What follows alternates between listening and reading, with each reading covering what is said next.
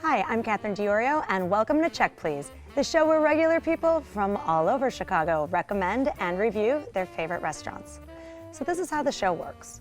Every week we have 3 guests. Each recommends his or her favorite spot, and the other 2 go check them out and tell us what they think. This week, management consultant Sheena Luke says if you're looking for everything from creative quinoa to spicy sag paneer, her Wicker Park pick is the place for you.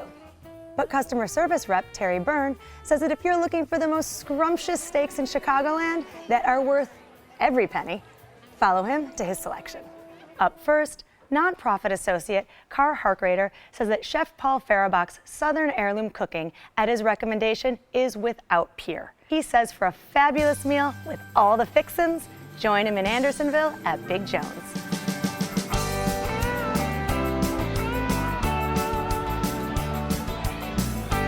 We want people to be kind of disarmed by being welcomed, not just through the personalities that we have in the dining room, our staff, but also through our food, which is painstakingly made, all of it by hand. They should expect warm and sincere Southern hospitality. We think that it comes through to create a sincere Southern dining experience. I grew up with fried chicken as a special occasion food from a family that farmed, and that has a lot to do with my views about food. That sort of led me years later, even after becoming a city slicker, to kind of wanting to cook like we're in an old Southern farmhouse. We wanted to create Andersonville's most welcoming dining destination, and we think that we're about there. The hospitality is important to us, the spirit of feeding people, which is an old mitzvah. One of the best things that you can do, one of the commandments, is hospitality, to welcome strangers. So that means a lot to us.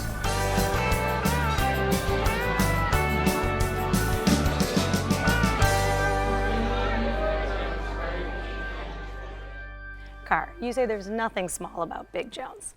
Tell us why you chose it. That's right. Well, I don't know if you can tell by my accent, but I'm originally from the South. And Big Jones, they feature Southern cuisine. So when I first moved up to Chicago about 2 years ago and I found out about Big Jones, I knew that I had to try it, if only just to say, this is not good Southern food, right? But I went there. Give it your stamp of approval. That's right. Give it my Southern stamp of approval. So I went there, though, and it blew me away. They feature food, it looks like, from across the South. So you can get everything from their seafood dishes, so with like crawfish, and they also have stuff like biscuits and gravy and grits and fried chicken. So some of the staples that you think of. Living here in Chicago, obviously, is a little bit different than North Carolina, where I'm from. But whenever I go to Big Jones, the food there and the atmosphere always brings me back to where I'm from. My wife and I went there, and we had a little bit of variety. We had the pimento cheese and their homemade crackers. Those blew me away as it just started out. And then we decided to have the chicken. We had the fried chicken, and then chicken and dumplings. The fried chicken, that was very good. I really liked it a lot. Chicken and dumplings, I kind of thought it was kind of blah. And then we also had the pork shoulder sandwich. That was wonderful. Right, I've had that before. I tried it, and it was, whoa. Yeah. I almost was telling my wife, no, I'll take that. Right. That, to me, that was worth it. That was worth to go to eat there. So we started off with the charred grilled oysters, and I thought that was amazing. You could literally taste that it was like off the grill. So that was amazing.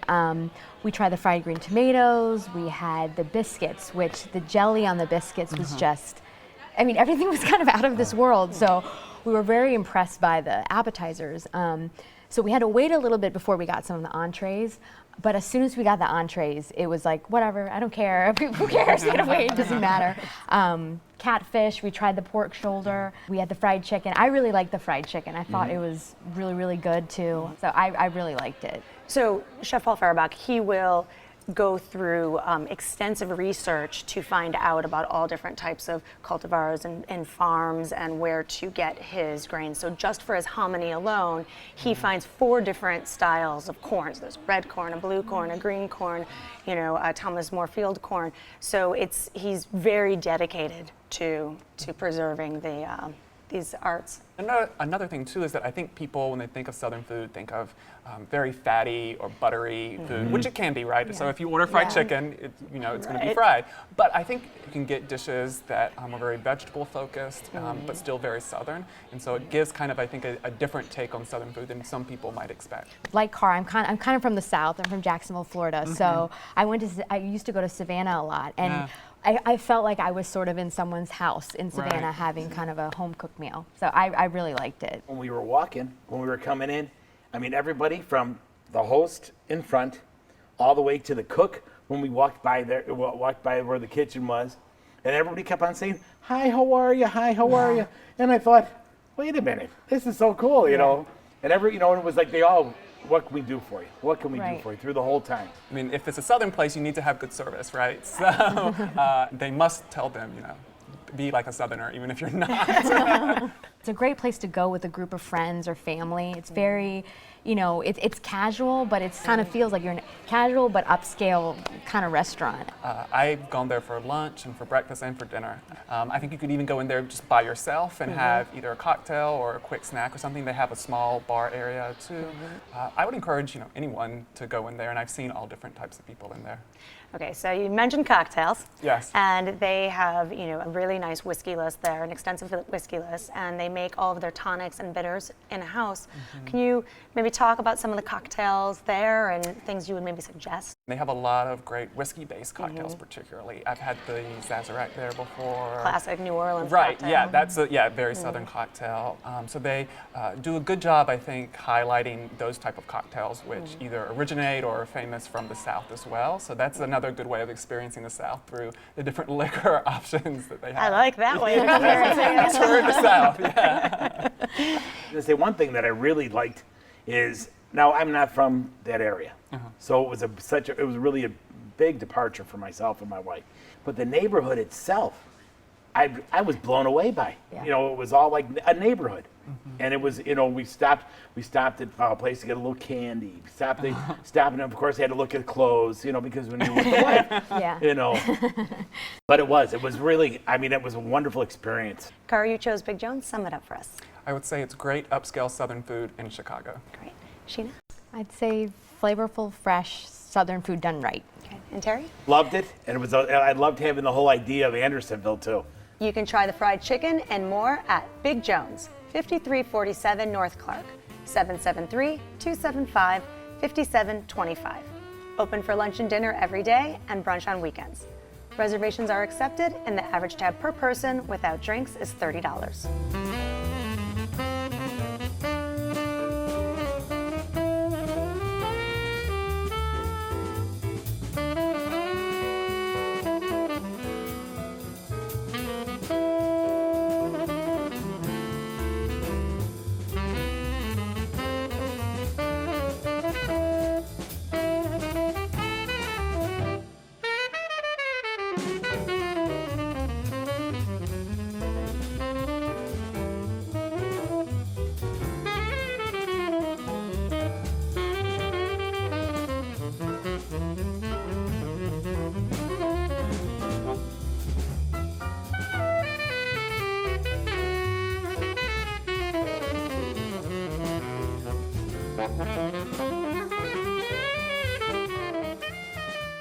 Vegan and vegetarian spots are popping up all over Chicago, but Sheena Luke says her selection tops them all. She says if you want to try some meatless magic, follow her to Wicker Park and stop in at Mana Food Bar.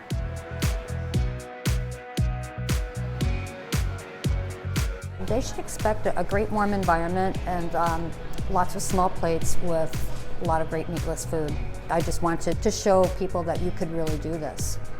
What really works for me is when I tell people that we don't do meat substitutes, and that we really rely on just grains and vegetables and produce, and I start saying some things to them like spanakopita, mapo tofu, things like that they're familiar with already, and they say, oh, okay, now I get it, all right.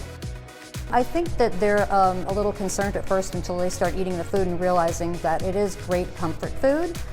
It's food that is not, it doesn't rise above anybody. It really resonates with them to be just delicious food that satisfies them. It's everybody. A lot of times it's a couple who maybe one person's vegetarian and the other isn't, and they're really happy to find that they can share a menu and share food together. I'd want them, of course, to say, hey, I had an awesome meal, and I didn't even realize that it was vegetarian until I was through. Sheena, you say mana is nirvana. Yes. Tell us why you chose it. Yes, mana is nirvana. So I just want to say that I eat meat, so I'm not a vegetarian. And that's why I think mana is just so special. It's a very simple, modern restaurant, but the focus is on kind of the flavors and the, like the vegetables. And another thing is I love foods from around the world. So there you can get gyoza, you can get baja corn, you can get food from Thailand, India. It's just such a nice mix of different cuisines from around the world. So Terry, you're kind of a self-proclaimed meat and potatoes guy, and we sent you over to a vegan restaurant. What'd you think? I'll tell you, it was one of those things that I wasn't real jumping over the ladder over. And we walked in, and it was number one. I knew it had to be good because there wasn't a seat in the restaurant, and so they said, "Oh, if you want, you can sit at the bar." And we thought, "Okay, we'll sit at the bar." There was room. It was the best experience I ever had. Because the bartender, he was so knowledgeable and so good. He really walked us through the whole experience about what would be good for us to have, because we told them, hey, you don't have a steak on the place and there's not a pork chop anywhere here, so now you got to help me. So he walked us through the whole process. We had the mushroom saute, we had the ravioli. That was something I didn't expect. I really liked a touch spicy, but it was good to have a little spice because I thought it was going to be kind of bland. and then when we landed up, what happened is he was so great, our bartender, that he said, you know what, keep the sweet potato towards the end because it is more like a dessert. It was wonderful. And then towards the end, because he was so nice, we had the sorbet. He had a sorbet. The sorbet is really Was it good. the avocado? The avocado. Yeah, he did a variety pack. So good. He did a variety for us and said, you know what? Just because you're so much fun, why don't we're going to say, I'm going to give you this. I want you to try this. And we did, and we thought, this place is wonderful. Yeah. In fact, I want to thank you because we literally, when we got home, I called my in-laws. We're going back there in a couple weeks because it was so much fun. Because they were never in a million years, would have eaten anything vegetarian. Yeah. Well, when I first saw that this place was on Division Street, I was thinking it would either be a bro bar or a hipster hotspot. And I would definitely say it's a hip spot, right? So you go inside and it's very minimalist but very well done. And I think it looks like little tree branches painted on the wall. And so it's very nice inside. So it's less bro and a little more hip. So I got the mushroom saute as well with polenta, which is just a fancy word for grits. And it's a southerner. Yes. I had to get that. And that was... It's Italian grits. Right, Italian grits. There you go.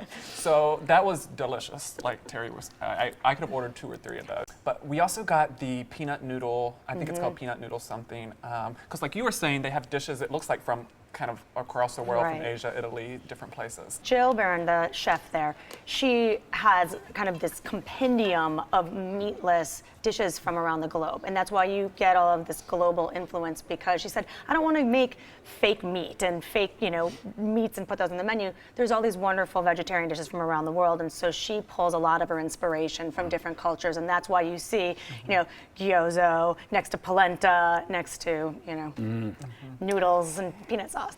So Sheena, what would you say people should order when they go there? Okay, so definitely the mushroom polenta is amazing, out of this world.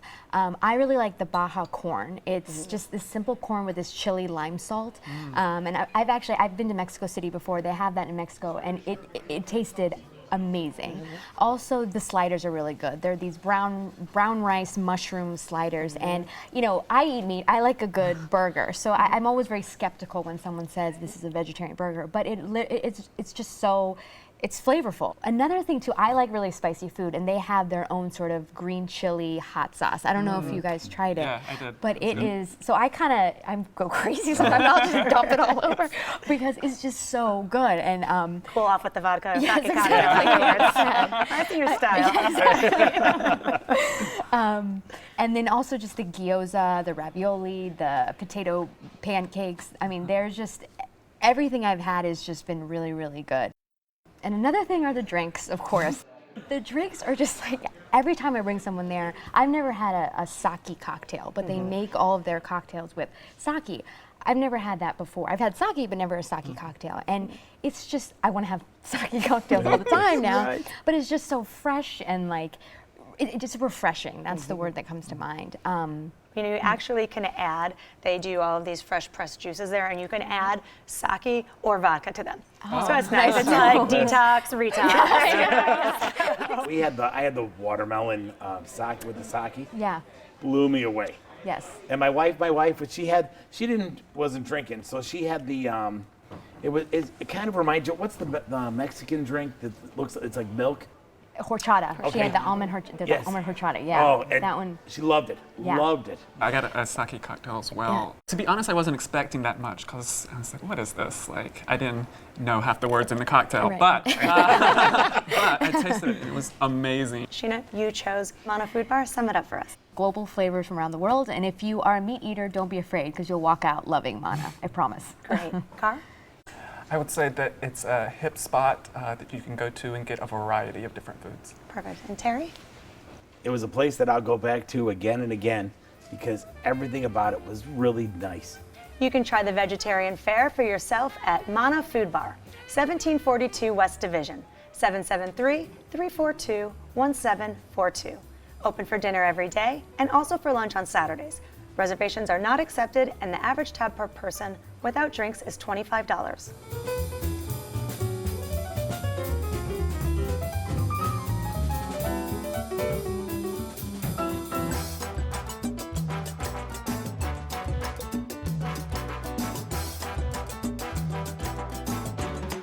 Oh my God, thank you. Oh my God, how are you, my friends? Hola, ¿cómo es? Oh my God, thank you for today. Oh my God, call me the oh my God. Are you ready? Are you ready for oh my God food? Yes. Oh my God, how are you?